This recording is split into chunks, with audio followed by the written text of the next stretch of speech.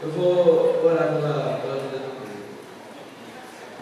Senhor, nosso Deus, nós estamos na tua presença, Pai, para neste momento em que o Pedro vai dar a mensagem, Pai, que o Senhor esteja com sua vida, com ele, Pai, para que tudo que ele falar saia do seu coração e não dele, Pai. Que essa mensagem esteja tocando em nossos corações, que nós vamos estar prontos, Pai, a ouvir a tua voz. Em nome de Jesus, amém.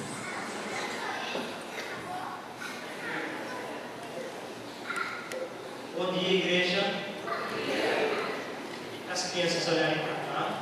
Sofrendo mais um pouco. Sem fugir dos pais da Bíblia. Tá.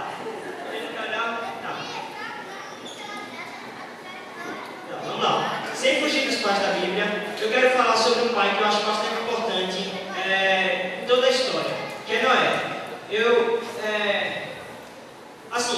Noé, ele é um pai que ele foge do normal, principalmente durante a sua época, porque era uma época que estava totalmente em pecado, todo mundo estava pecando, e Noé achou graça diante dos olhos de Deus.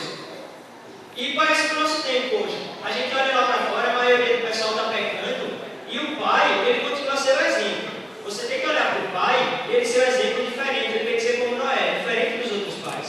E aí eu vou fazer a leitura bíblica, eu vou pedir para os irmãos que também abrirem em Gênesis capítulo 6, versículo 5 ao 10.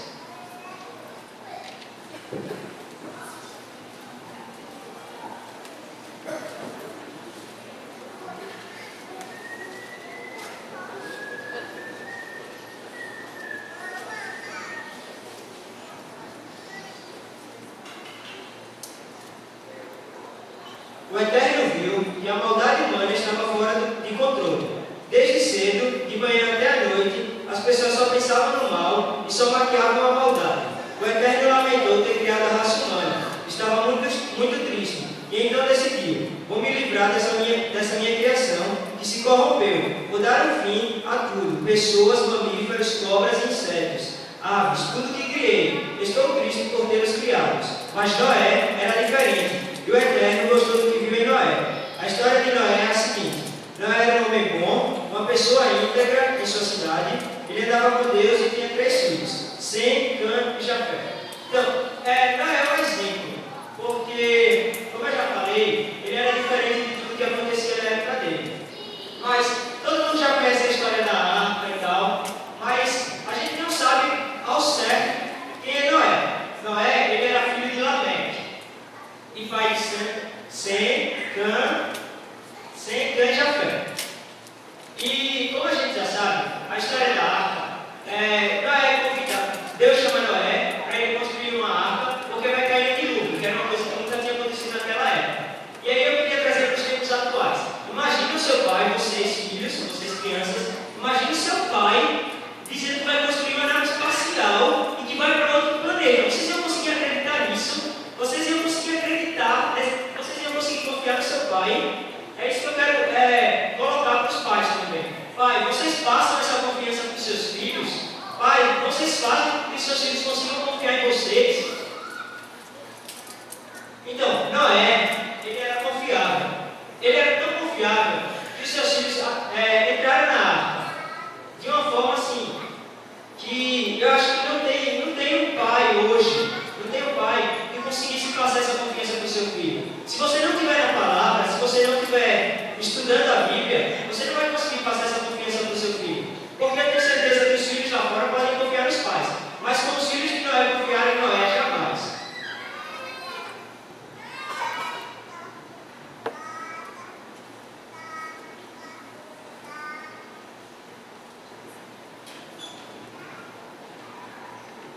E sobre Noé, seu exemplo, eu quero lembrar de uma frase que meu pai falava muito antes. Era o tempo todo. Eu fazia alguma coisa errada, ele dizia que ele não fazia aquilo, e a frase é a seguinte: faço o que eu falo, mas não faço o que eu... Faço o que eu falo, mas não faço o que eu faço. Isso. Cara, eu acho que não tem um filho que nunca ouviu isso.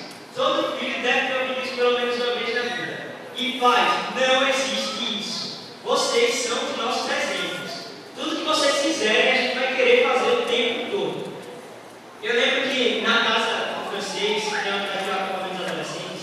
tem uma máquina, tem uma casinha onde ficam as coisas da piscina.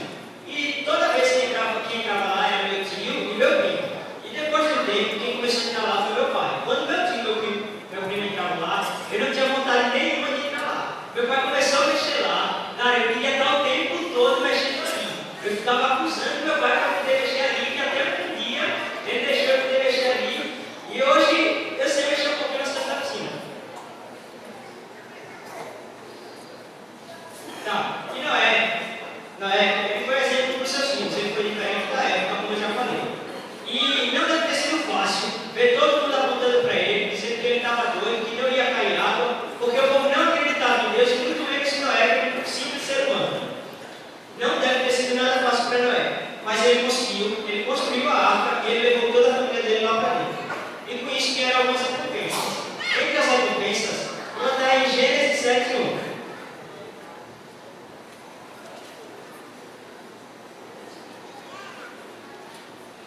Depois dessas coisas, Deus disse a Noé: agora entra no barco com toda a sua família.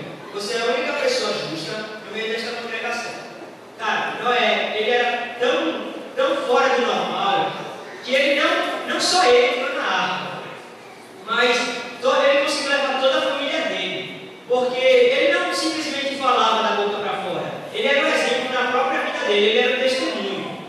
Então ele conseguiu levar toda a família dele para a arca.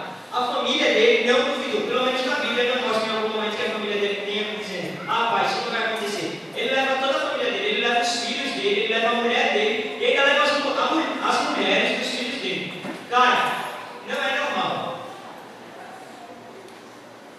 E outra recompensa que Noé tem está em Gênesis 9:17. Deus disse também: esse é o sinal da aliança que estou estabelecendo entre mim e tudo que tem vida sobre a terra. Então, é normal a gente ver as pessoas fazerem aliança com Deus, mas na história de Noé não é bem assim. Deus é quem vem e fala para Noé: Noé, eu quero fazer uma aliança com você. E ele não faz uma aliança só com Noé, ele faz uma aliança com todos nós. E todo mundo sabe do arco-íris. É a aliança que Deus faz com Noé e com todos nós. Então, isso não foi porque ele não foi produto do meio, ele foi diferente. No momento difícil, ele foi totalmente diferente, ele fugiu do que a sociedade colocava como os padrões e foi um pai diferente.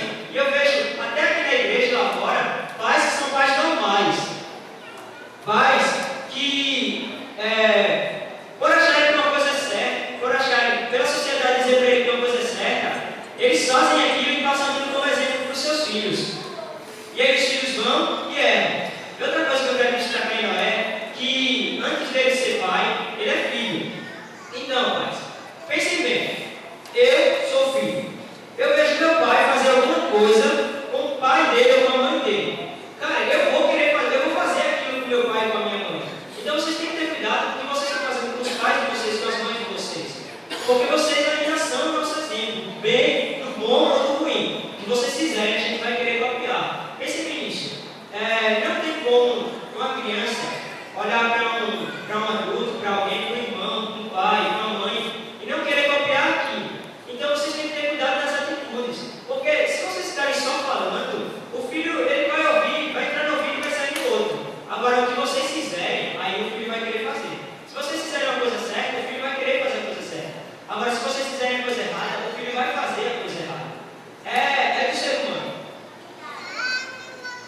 E Noé, ele consegue levar toda a família dele para a arca. E isso tem um motivo. Não foi por acaso. Ele não chegou para a família dele e fez: ah, vamos todo mundo entrar na arca. Isso está.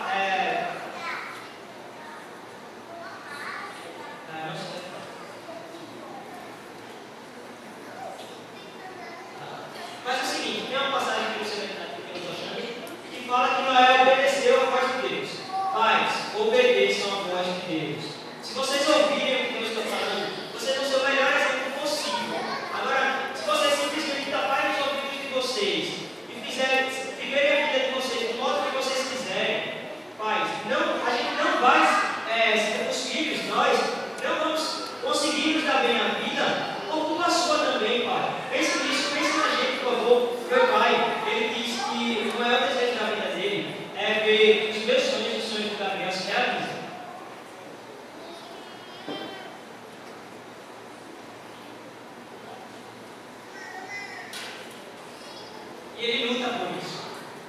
Meu pai, eu quero agradecer a vontade do meu pai, porque o meu pai, ele não é um pai qualquer, ele luta por mim. Toda vez que eu posso não ter pedido aquilo antes, mas ele vai, ele luta para fazer aquilo. Ele luta por mim, ele luta pelo meu irmão. E pai, eu peço que vocês lutem pelos seus filhos, porque se vocês não lutarem pelos seus filhos, o mundo vai lutar por eles, o mundo vai possuir eles, pais. Lutem pelos seus filhos.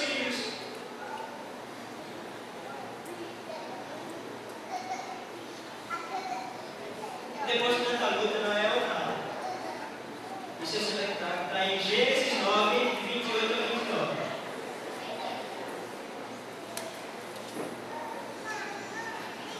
Noé ainda viveu 350 anos depois do dilúvio.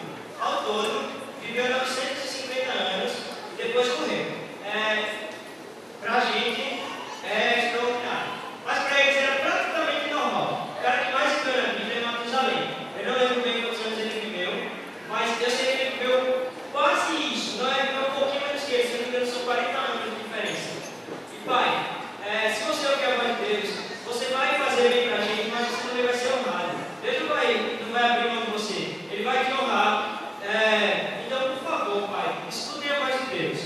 Outra coisa que não é ganha aqui, isso está em Gênesis 9, 32.